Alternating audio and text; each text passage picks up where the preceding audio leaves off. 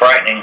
Yeah, but we were saying about Kamala Harris. I mean, I'm not really sure if it's her staff or how she even gets up to this kind of scheme. You know, like she gets crisis actors to come in and she gets to just look vice presidential. I'm not sure what her motives were there. Yeah, she is a piece of work. Yep, that video was so sickening. She was so phony. I mean, it's like if you needed a example of what the word phony means, that video would be a perfect example. Yeah, it's incredible. They have these. We were watching these other shows, and they have these French politicians who are making their rounds in the U.S. and going down to the border crisis and there at the southern border, and she just will not show up to this thing. She won't talk about it.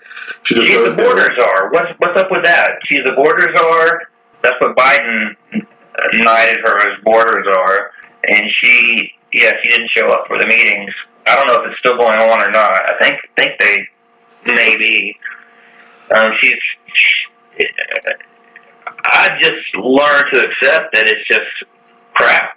What we receive is lies, and I mean she's the border czar, and she doesn't show up. That video was recorded. That video that I sent you was recorded. That I believe it was the day that I think it was August 31st, the day we evacuated from Afghanistan or surrender or whatever you want to call it. Oh, it was. That's what she was up to at that moment when things were happening. She was over there with the... And so that those kids aren't really NASA students or anything, the way it looks. They're just some random kids that are really good at looking like they're just actors, right? And Joe Biden has not mentioned Afghanistan. I think I heard it was like in 40 days he hasn't mentioned it. What? Is Afghan a what? I mean, everyone just forgot. We went into the memory hole. I'm not really sure what to say about Afghanistan. I mean, at this point, I think that the last time I read any articles about it, they were getting, it was the United Nations workers. There was a whole bunch of United Nations workers who were still stuck over there.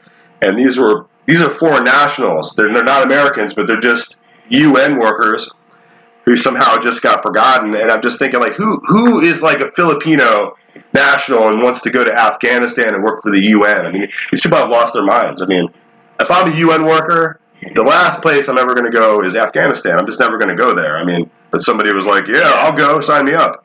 I'm an aid worker.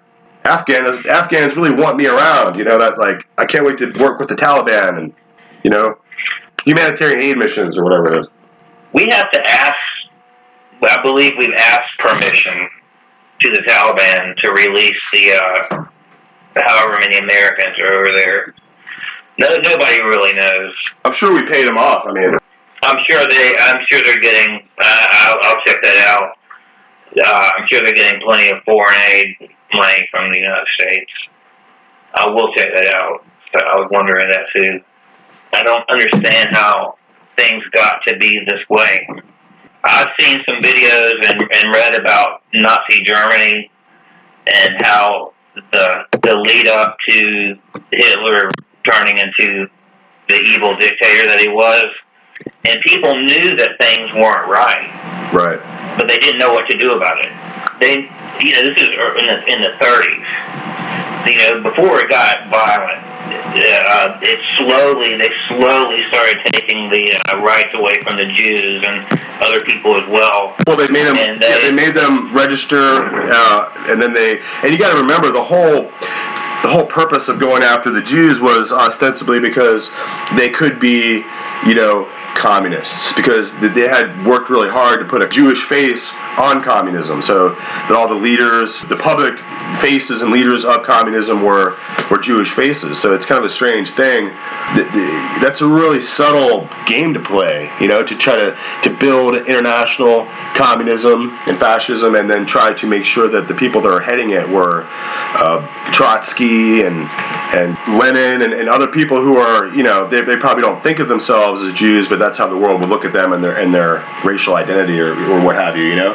So at that point, it was considered, you know, in a kind of in the common sector, you know, and the common parlance they understood communism to be a Jewish phenomenon, which isn't necessarily true at all, but that kind of it goes to the idea of building this anti-Semitism. You said anti-Semitism? Yeah, just building it as a common way of thinking. Just kind of, like I'll have people that come and don't Jew me like that. I mean, just this kind of terminology, the idea that somehow, that there's, or the learned protocols of Zion, which suggests that the New World Order is a cabal of Jewish, agents. It doesn't seem reasonable to me. They were the bogeyman. Yeah, they're always the Zionists. They set that up really nicely. So I think Hitler just fed right into it, just the common racism, the common xenophobia of the time. And I think there were actors who wanted to bring about the learned elders of the Borg Fontaine, which is the original manuscript. The learned elders of the Borg. Learned elders of the learned men of the elders of Zion, or something like that. Right. It's a really highly propagandized video. It shows some Jews boiling little Muslim babies. I mean, not really, but it really portrays them as so evil, like evil. Right. What is that?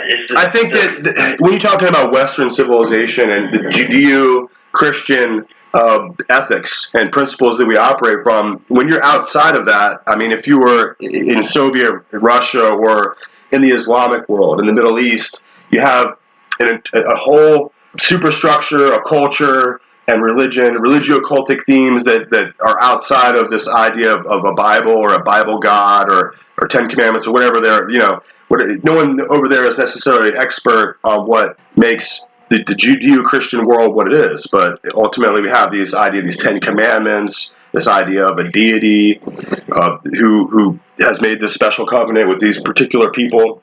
And so I think on the other side of the world, it's easy to kind of portray that kind of religious ideology in a negative light. I mean, especially when you're trying to impress upon others that the Judeo-Christian world is controlled by Zionists and controlled by Jews, and they're loathsome.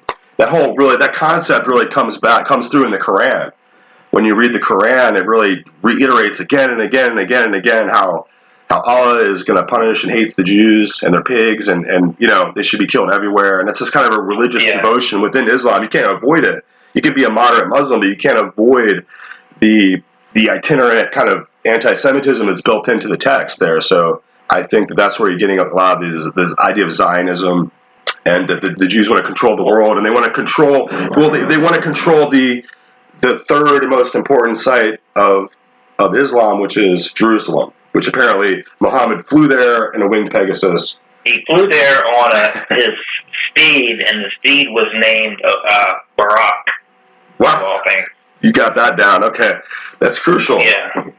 I think Barack Obama, didn't he just name himself that? Like, because that's what you do when you're a nation of Islam, or you're a Muslim individual. You just rename yourself. Like, maybe your name is Bob Smith, but then you name yourself like Muhammad Ali. It's that kind of like pattern, right? You rename yourself a Muslim name, right? That seems like that's what Barack Obama did. Pretty much. He just reminds me of Malcolm X. Or a derivation of Muhammad, like Ahmed. There's several of them, little pieces of the word Muhammad in their name. And I think that understanding, I'd like to know more about that. How they, what is the deal with changing your name, or are they? I mean, I know the Nation of Islam is different, but I wonder if, I guess the kids are named that. I mean, what happens when you have 4 kids, 4 boys? Do you all name them all Muhammad, or? Right. Well, it's interesting because I think that kind of occult transformation is, if you go back far enough, it's Babylonian. I mean, the Pope does it. He has to change his name from Mario Bergoglio to the what is it? What's the Pope's? Anyway, he has to have the new nom de gore, the new the Pope name that he has to take on. It happens, in that kind of sense of that transformation. And I think it's a really old occultic, ritualistic kind of thing that they seized upon. I think that's what Muhammad was really doing. He was seizing upon some of the old different components of. Well, it's almost like baptism. Right. It's part of the death of the old person and the rebirth of the new man. Right. I think that on some level, if you go back far enough into Egyptian and Babylonian magic, that's part of the name, that part of the process that you're going to ultimately change your identity and transform. But I mean, if you look at this, I contend that getting the advantage of Islam, that took place with the Knights Templar, because they were the first international organization who was really concerned with being able to honor their banknotes in different areas of the world, and they were mostly interested in keeping Jerusalem safe for pilgrims to come in and out. And so that's where they're going to start to interact with Islam. And I think that as the history goes, they started to have conflict with the Hashemites, or the Hashishins. The Hashishins. Hashishim, yeah. Right, the Hashishins. So they, in order to kind of figure out what they were as a initiation and as a religio-cultic system that was operating there, they were the cult of the assassins. And so the Knights Templar. What they would do is before they got a mission, the initiate was lavish. I mean, they gave them women, they gave them all the alcohol and drugs they wanted. They gave them all this stuff for like 2 weeks, and then he went on his journey to kill someone. Right. That's how it was in the old days. Well, and he would ultimately even kill himself in the process in order to complete the mission. And you have a whole game. The Assassin's Creed game is dedicated to this whole concept that we're discussing. And so it goes back. If you ever played Assassin's Creed, it goes back into the times, and it deals with the courts of the Medici, and it does a lot of history in the game.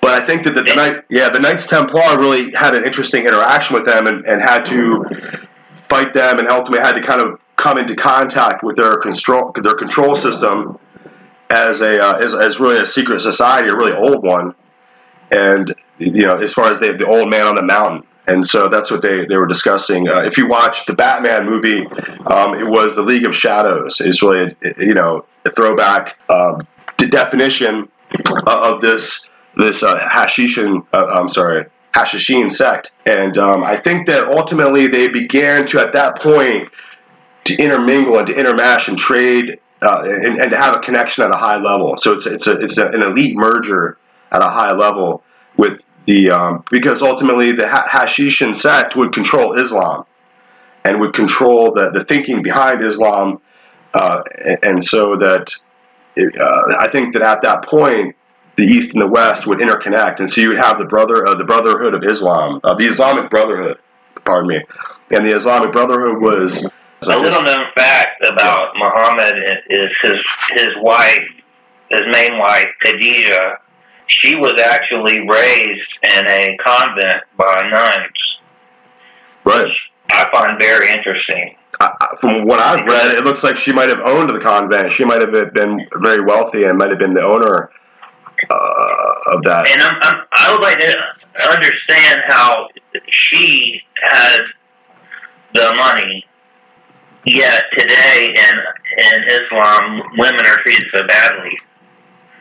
Right. Well, I think that culturally, at that time, I mean, as far as Catholicism is a very high-level Western cultural, highly educated individuals, but if you look at the place where he was dealing with in Mecca, it's very barbarian, and it's very, it's Zoroastrian. You're gonna have a throwback to the caveman era, the Neolithic period in customs and religion. So he's really just unifying all these tribal and disparate, bands of barbarians and kind of bringing them together under one rule, and getting people to operate at an educational level that Khadijah was at is probably not possible, because she's ultimately an elite in this environment. She's the elite. She's 40 and he's 21 or 18 or 19. He's a young man, but apparently he couldn't read. So a lot of the ideology. No, he had it. How did it work? He went to a cave and he had the Quran dictated to him, and he had to have someone else write it down. Right. Which is, just Joseph Smith. Look at Joseph Smith. Same situation as not being illiterate, but this knowledge was imparted to him by an angel of light, and it became his own religion. I'm sure there's others out there too, because you have to get the information from somewhere. Right. I mean, for credibility. Yeah, if you look at Brigham Young and Joseph Smith, and how they bring up this kind of cult of Mormonism there, I think that ultimately they were in the Freemason Lodge previously. So if you look carefully, you can see that they were. God, yes, yeah. So they're really interested in with unifying world religions and having one system of pagan worship that's universal. So that's what Freemasons are really interested in. If you look in their lodge, they always have their central altar, and on the altar is going to be three main lights, what they call the three main central lights of the lodge. And those three lights are going to be the Pentateuch, which are the Jewish scriptures, the Quran, which are the Muslim holy books and whatever, and then you have the King James Bible, specifically 1611 King James on there too. So these three books together are supposed to be the three main influences within the lodge. And people don't necessarily know that it's a temple and it's really a house of religion, and they're really trying to find a way to merge those religions together. And you can see them doing that in Jerusalem, where they're trying to just make sure that all the world's religions are in an interfaith dialogue. That's what they like to say. It's ecumenism, it's ecumenical. And they like to bring all the world's religions together, so they all are so everyone says that Jehovah and Allah are the same. They're just all the same. And I think that that's the contention that you're ultimately finding, is that the ethic and the cult of power is in Islam is the same esoteric phenomenon, the esoteric initiation that you're seeing within the Hashishans, so that they're suicidal, they'll suicide bomb you and think that they're doing God a favor, and they'll go and kill other men and think that they're doing a divine right so that they can achieve heaven. And so that that's the nature of their mission is militaristic, and they want to kill their enemies in order to achieve heaven. It's like Vikings with Valhalla. So it's very different than the Western culture, the Western Judeo-Christian ethics that we have. It's totally opposite. And so that in as much as that Allah and Jehovah are not the same, they're not in any way. But I think that the work of the elite globalists and the Freemasons, is to, and those kind of high-level secret societies, is to build a one-world universal system where we all. It reminds me of Caesar. He had the what would you call it? The pantheon of all the gods. So you could go down to the pantheon, and it didn't matter if you were Egyptian or Babylonian or Zoroastrian or what kind of religious belief you had. If you went under the arch of Julius Caesar in the pantheon, your god would be represented. So that was the point of Julius Caesar's effort, is to universalize all religion under Rome. Well, the Catholic Church really, they really followed suit, or maybe they created, but the one world religion is the universal church. Catholic Church is to me, it's just the thought of it is horrible. I mean, and then you have religion and state combined. Mm-hmm. Well, I think that ultimately, what we're talking about there goes back to the religious supremacy of the papacy, so that they consider themselves to be, it's the doctrine of the temporal power of the Pope, so that he is supposed to be reigning and sitting in the throne of Jesus Christ, and should have unlimited authority to do whatever he wants, to reign over kings and to punish princes, and to pick the delegates and the kings and leaders of the world that he so fits, and so that's what you're really seeing, is that theme of absolute religious dictatorship, which is really being developed there in Rome, so that anyone who doesn't agree with them is an outside, is is ultimately a heretic and must be destroyed. And that's kind of the theme that you see unchanging from the Dark Ages. What power to have over people, you know, that's just, it's hard to believe that people would go for it. I think that, like we were saying in other episodes, I mean, Napoleon really came down there. It was General Napier, whatever his name was. He really arrested the Pope in 1799 and took away his papal states and his money and all of his power and basically humiliated the papacy. And it stayed that way until 1813. Well, it actually stayed that way until 1929, which is really the when Mussolini, the Lateran, when so there was Vatican City. And if you think about it, it wasn't until 1802 that the Vatican officially took down the Holy Office of the Inquisition and renamed it. Until 1802, they didn't even change that. So that's how long we had been dealing with the Inquisition. I mean, we're up until the 1800s here. We're like almost into the we're fully in the period of the Renaissance or what have you. And of course, the Catholic Church took that long to kind of recognize, maybe we should change the name of this office here. And so, until like we said, 1929, the Lateran Treaty, Mussolini gives Pope Pius XII back all of his power and his authority. Then you see the growth of all this globalism, this one worldism, and this new world order. So you have to have a World Bank, and you have to have a World Health Organization, and now you need to have a United Nations and a UNESCO, and on and on and on. You need to have a EU, and the EU is especially horrifying because they are represented, of course, very heavily in the United Nations, but Italy has its own a seat in the EU as a member of state of the United Nations.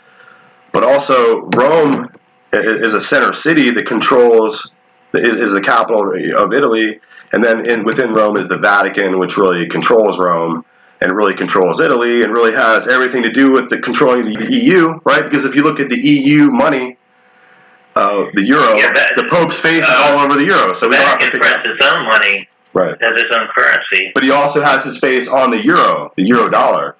So he's on his own money, plus he's on the euro money. So it doesn't take a rocket scientist to figure out the power that they're developing there. And of course, the Knights of Malta.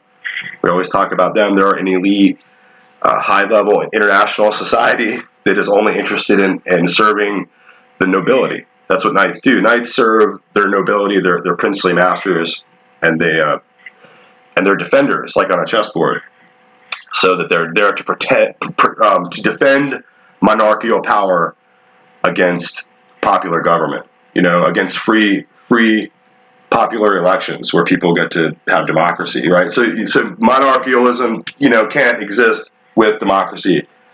That's the issue we're really having here in the world of globalism and, Klaus Schwab and the, World Economic Forum and COVID vaccines and Joe Biden. This is all about destroying democracy and popular government in the world, right? That's why every time you go into Walgreens and you look at the newspaper stand, you see all these articles about how great the Prince is of England and how healthy the Queen is and how wonderful they're all doing. And the kids and all the princes there, everyone gets to get familiar with their name because they're reintroducing monarchical government and principles into our world. So these are the elite individuals we can't question or criticize, right? But we can criticize Donald Trump and Biden and all the idiots that the people elected, because the elections and popular government are just going to fade away. They're not going to be able to exist. For one, our southern border is being overrun. It's just open. Just come here. Just walk in. And this creates a huge dichotomy because the people that are here, like you and I, who have social security numbers, we're actually liable for the debt. You and I are the full faith and credit of the United States. Yeah. Right? That we have to pay taxes and pay back the debt. The people that are flooding in here from wherever they're coming from, they don't have to. Not legally. They can work under the table. They can do all kinds of other things, but they're not personally on the hook for that debt. You see what I'm saying? So these are the new denizens of the land we're bringing in. Where the old bankrupt, whitey, the Europeans, the Protestant Europeans who fled here from Europe are now being slowly polarized And the noose is slowly being lowered down around your neck. So then move on to the Federal Reserve currency. That's about like maybe tomorrow, maybe the next day is about to default. Any hour now, it's going to be completely default, and there's no way to hide it anymore. They can't keep printing trillions because they're not worth anything. Apparently, they can. Well, they're gonna try, but it's all about how much faith you have in that money, how hard you work for it.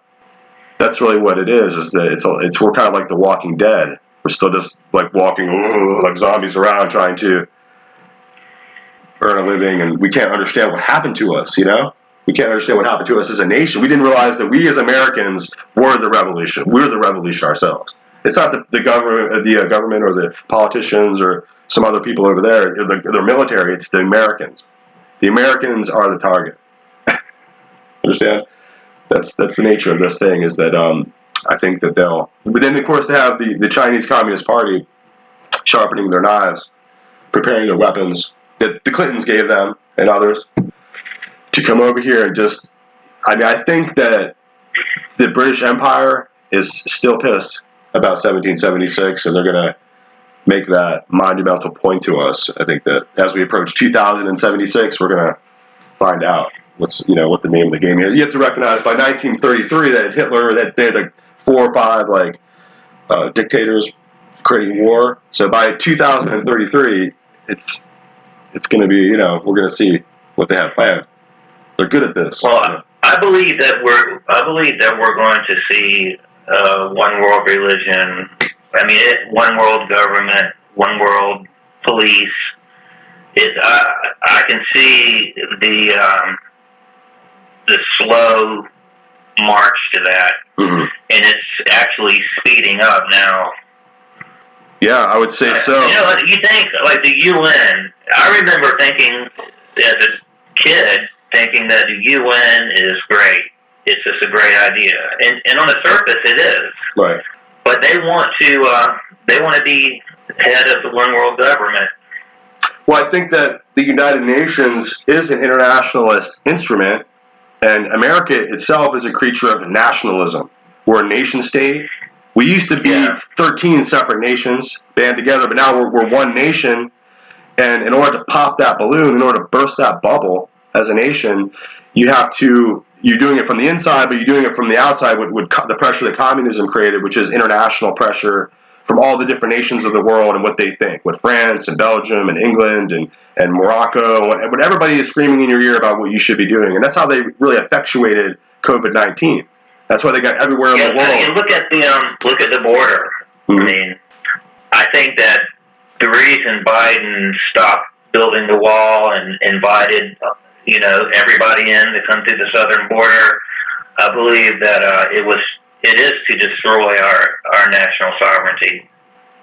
Absolutely. I think that they're interested in fast forwarding what they said that they were going to do, which is a North American Union. It's obvious to me now that it's crazy because they have this international pipeline, XL pipeline, and they have all the red Trump Americans with the red hats screaming that they want the XL pipeline back. Of course, it creates jobs and wealth, and it's not a bad thing, but it's really serving the agenda of this North American continent, where they want to have pipelines to go from Canada all the way to Mexico and everywhere. And so it's interesting how they have us kind of bound up. We can't see what it is that is really taking place, the forest through the trees, if you will. We're not. Not this. I want the XL pipeline too, but their agenda for these big projects is to ultimately collapse the Constitution and bring Canada and Mexico into this, control by Washington, D.C.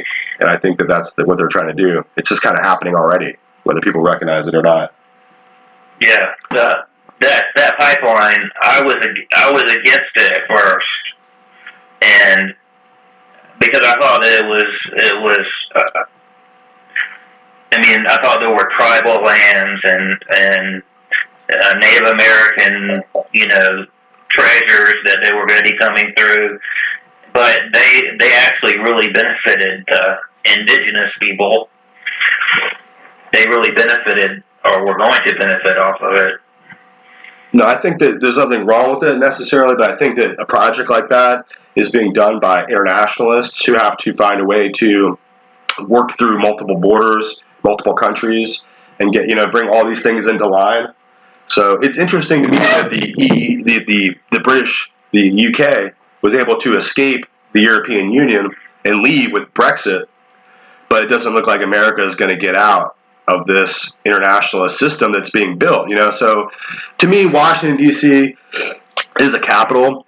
Is the capital, and so that inasmuch as that it's the center of the empire, it's the controlling city that controls the rest of us, and so I don't think that people are fully aware of how enthralled we are. Our currency, our local laws, our power grid, or just our public school systems, or how much influence this tiny city in Washington D.C. has over all of our lives. So I think until we can kind of figure out how to nullify their influence. And just the entire city, everything inside the turnpike there, just the entire city of Washington D.C. needs to just be like nullified out of our lives, because their job now is not to protect America, but it's to turn us into a component of the United Nations globalist global government system, and that's being done because they're just going to spend us into oblivion. And that's all that's what Trump did. That's what all the other presidents have done, is just borrow more and more and more. And so we're moving inexorably towards hyperinflation.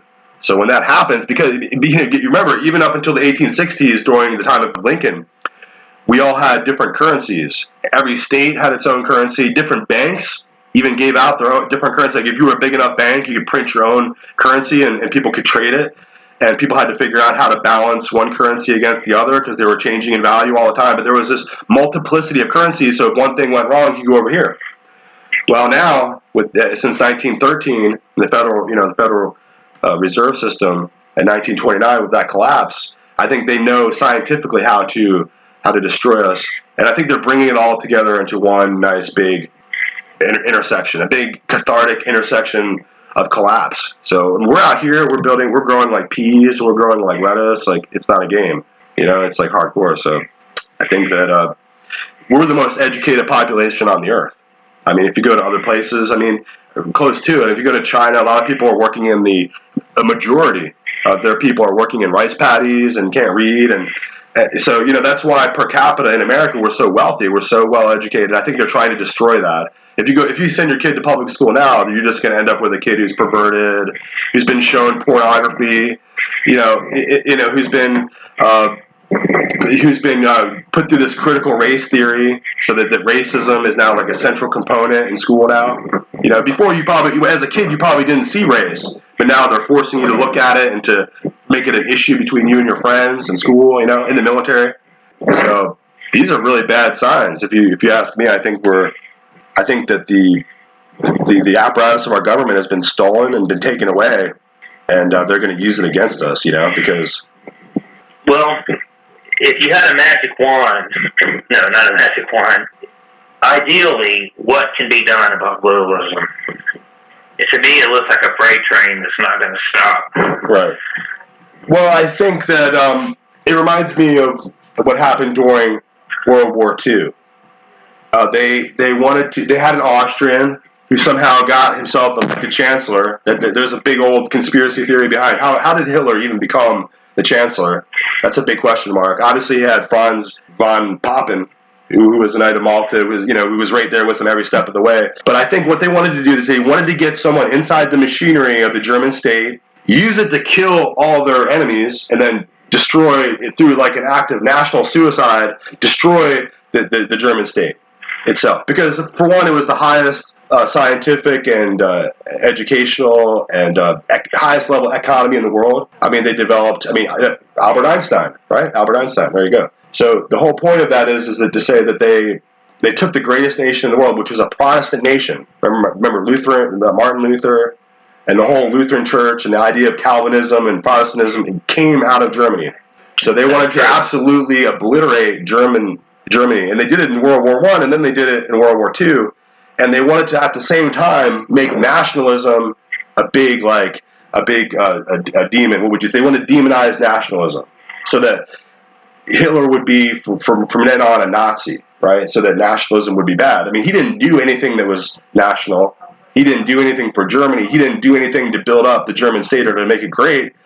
But the point is that they wanted to put this face on nationalism. So from here on out, whenever a country anywhere would try to stick up for their nation or stick up for their country and defend it, that they would be a Nazi. So that's obvious to me now. And people are like, oh, don't be like a Nazi. Well, I mean, nationalism is great, but that's not what Hitler's job was. Hitler's job was to destroy Germany and to destroy the idea of nationalism to make it look like, that's what you get. If you have a nationalist government, then you're a Hitler and you're gonna kill the Jews, or But really, if you look at Hitler's work, it was an extension of the 30 Years' War, and it was an extension of the Inquisition.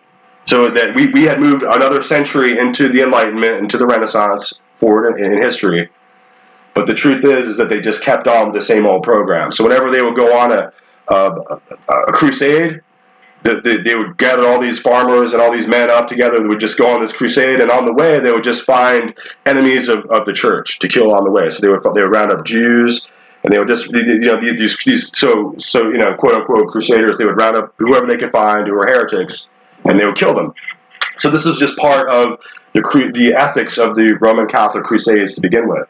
They wanted to cleanse Germany and Europe of Jews. And at the same time, they wanted to push them over back into the land and create the Jewish state. So it's a lot for people. It's a lot to ask for people to be like, look, follow this moving ball.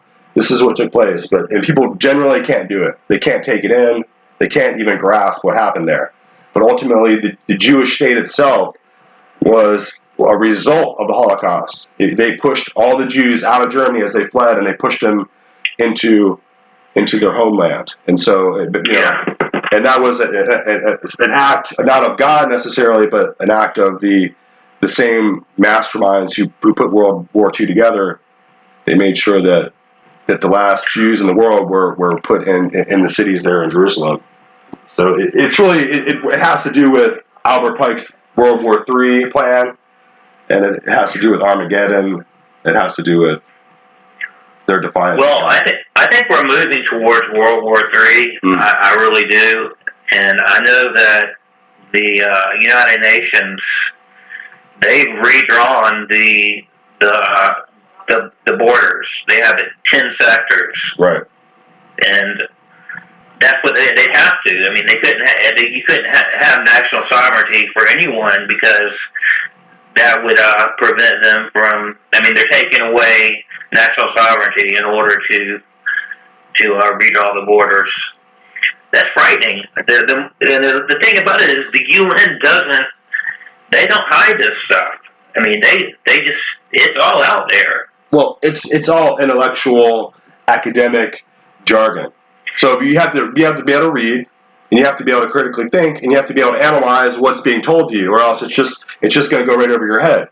And I think they intend for that to be for most of the world. And so there's really a very small contingent of people here in the U.S. or perhaps in Russia or perhaps in Europe who even really know the name of this game and the terms of it. I mean, I heard recently that Poland is working really hard to pull out of the European Union. And that doesn't surprise me. I mean, Poland really has had a rough one.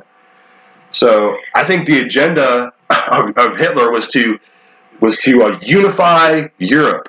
And why did they attack Poland, and why did Hitler attack France? He wanted to take over the entire continent of Europe and unify it and control it. Well, that's what the European Union has done.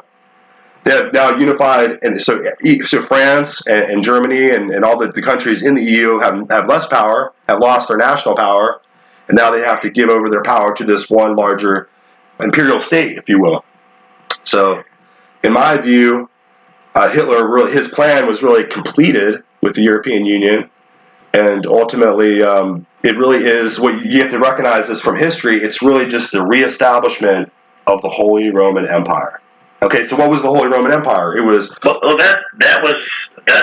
remember when the European Common Market talk started happening. I think I was probably in 9th grade, and a lot of Hal Lindsey was one of them. A lot of Christians looked at that as a sign of the end of the world, that the Holy Roman Empire would be reunited. Oh, it is. It definitely is, and they just need a Holy Roman Emperor, I guess, to be on top of it. So it always moves towards this ultimate dictator, this ultimate supremacy of this authoritarian individual. So that's why you'll see Christians all the time talking about the Antichrist, because they're looking forward to this one world king, this ultimate imperial dictator over everyone. So in many ways, I mean, the hubris and the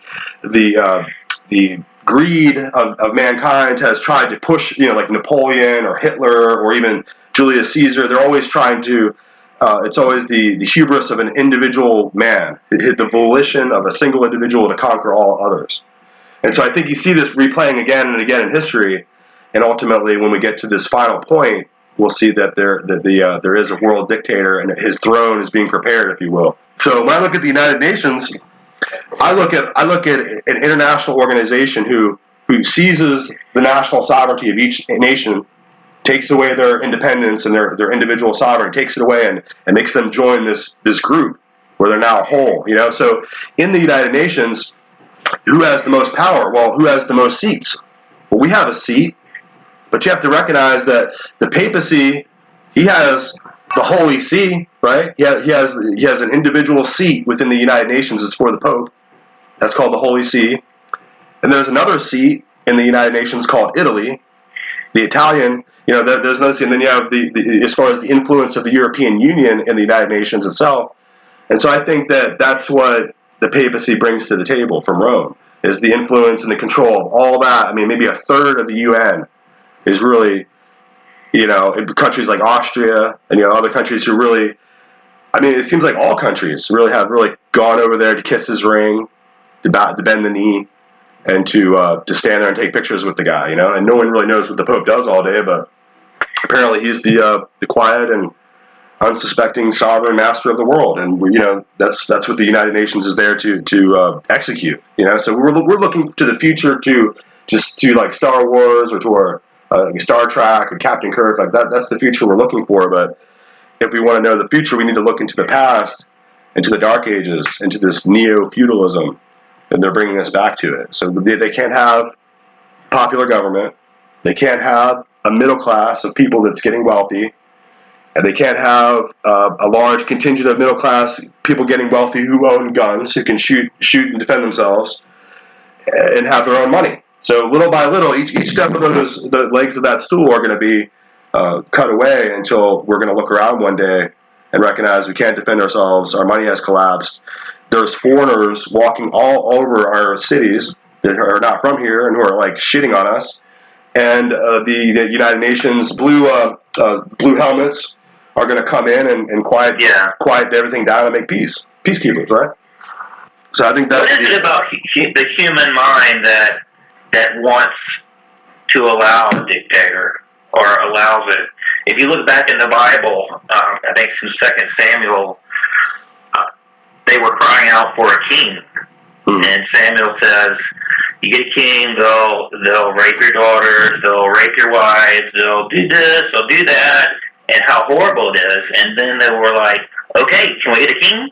Right. That's king. Right. We want a king. Right. That's what I was going to add. The judges was perfect. They looked around at all the other nations, especially Egypt, and they all had a great king.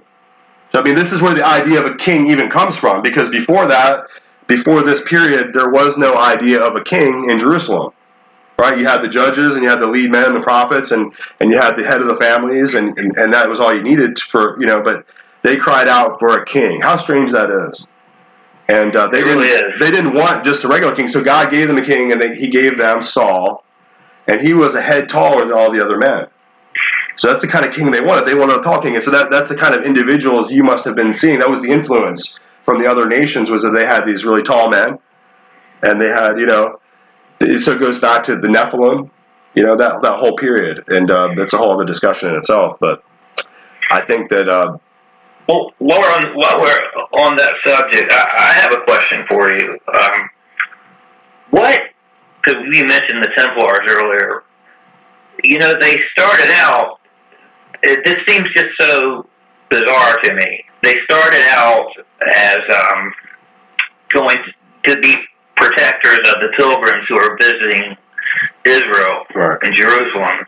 And they owned people. There were 9 of them. Well, in the beginning, that was the legend. Of course, they created a legend. But to make this simple point, that in the very beginning, the protection that they were offering people was a protection against the warriors of Islam who were there to kill all the infidels. So you were there to make a pilgrimage for Christ, because the Vatican was saying that if you can make a pilgrimage to Jerusalem, you will surely go to heaven. You know, it was like a divine work. Like jihad. You know, Right. you die in jihad, and you get the virgins, and you get straight to heaven. You're right. Well, it also has even another, you could even link it to the Hajj, because in Islam, one of the 5 pillars of Islam is that you have to make your Hajj, you have to go to Mecca and Medina, and you have to visit the holy cities there in Saudi Arabia, and you have to do that once in your lifetime to go to heaven. So if you miss your Hajj, it's like a big problem, you know. So it's a big deal. So that's a requirement. Right. And so that was kind of similar to the period at the time where the Pope was putting out proclamations to say that if you want to be a good Christian, you definitely want to go to heaven right away, that you need to go make your pilgrimage to Jerusalem. So there's another kind of like direct, link in the ideological construction. But apparently you got more holy points. So as the pilgrims were being attacked and their wealth being stolen, then the Templars are going to come into play. And I think that ultimately they were an organization of the elite of the time, because they were wealthy, titled men with titles. So there were viceroys or dukes or princes of some sort, and they had lands. So maybe they were called the poor knights at first, but later on they were actually richer than most of the kings of Europe. So that's what happened in 1307. Philip the Fair, the king of France, helped to get one of his buddies put into the papacy and elected as the Pope, and they suddenly seized. It was obviously it was the 13th. It was Friday the 13th when they were suddenly when the Templars were seized upon in 1307 and basically attacked and killed off, and many of them were burned at the stake. It was very horrifying, you can imagine, but they were put out of existence. And part of that was because of their failure to protect Jerusalem, because now at this point in 1307, Jerusalem is in the hands of the Muslims. So it's no longer something that the Pope controls. It's no longer the holy city of the Pope. So that's something that Pope has been working very hard for centuries now to get Jerusalem back. And I think he's done a good job. The Muslims, history just repeats itself. Yeah, I mean, it's just so true. They established it just so happens that Muhammad flew on Buraq and ended up in Jerusalem, and they built the Dome of the Rock on the Jewish temple, on the grounds of the Jewish temple. Mm. And that's just how you see. I mean, you watch an archaeology show and you see how they just built over cities. Yeah. And they built a new city. No, well, the same thing happened to Constantinople. I mean, before that, they just what is it now today? Istanbul and all the ancient Roman architecture that was so fancy. Now it's Muslim architecture, and boom, now it's a mosque. It used to be a cathedral, and now it's a mosque, and they just switch it over, and so it's fascinating. But yeah, I mean, I notice every time they show Jerusalem, you see the golden dome of the rock, and then you see that there's a big empty, blank space where the temple of God used to be, So they put this temple of Allah there, and so we're really, this is the age of the Gentiles. It really is. This is the time when Jerusalem is being trodden down by the Gentiles, and that's a biblical reference. But we're in this part of history that's really lit up and highlighted, and we're really in that zone where we're leading directly, invariably to Armageddon. We're rolling straight to it. We can't be stopped. I mean, it's going to happen. I can just see it in my mind. China is going to roll out their enormous army across the land. They're not going to take it over the city. They're going to take it across the land. They're going to roll right over the Tigris and the Euphrates, and they're going to point their enormous army right at Jerusalem, because in their mind the entire plan of the globalists will be completed, and the entire faith of the Christian West will be destroyed if they can just wipe out this little problem people here. I mean, they wiped out the Uyghurs, so wiping out the Jews shouldn't be a problem. They're just a throwback, archaic, Neolithic, cult of this erroneous god. Every ancient civilization from the Bronze Age had their own unique god, Ra.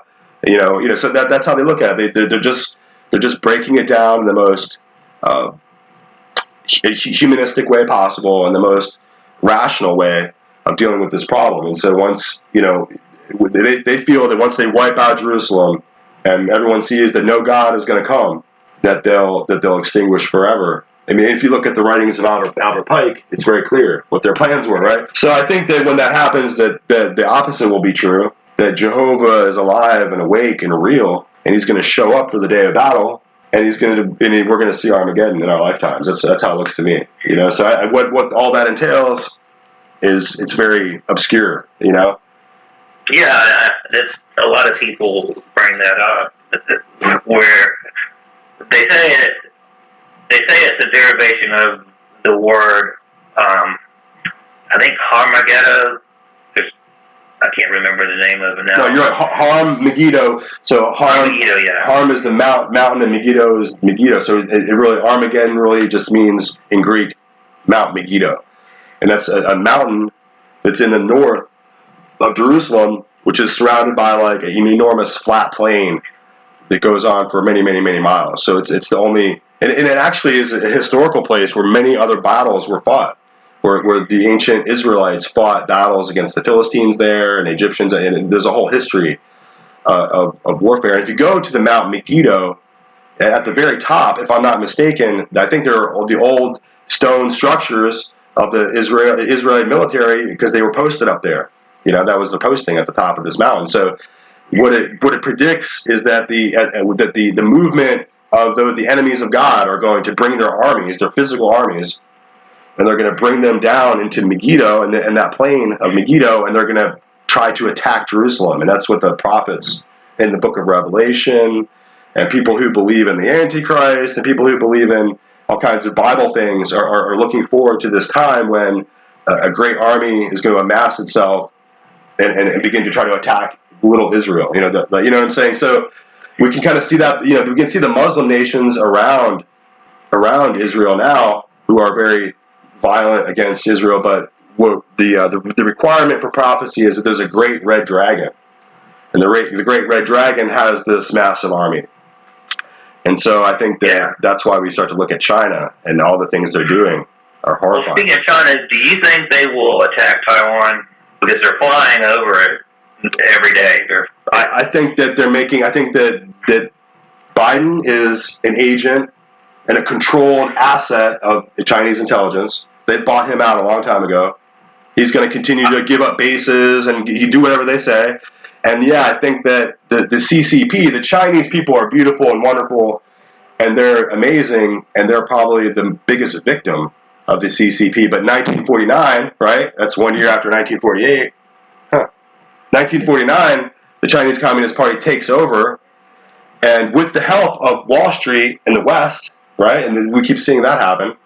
And they helped to set up China. So for originally, who controls Hong Kong? The British. And then the British gave Hong Kong over early, which I don't even know why they would give it at all. But now we have this issue with the Chinese Communist Party. And will they take Taiwan? I think they're going to try. And we have a bunch of transgender critical race theory generals in our Pentagon who are not prepared to fight these guys. It just doesn't look like it. And I think that the CCP has been radicalized. They're fomenting this extreme prejudice in their military, and they're getting ready to fight, man. That's what it looks like. Yeah. Speaking of this, I'm thinking of, have you seen them pulling down the Columbus statues? I know they're literally pulling them down and letting them smash into the ground.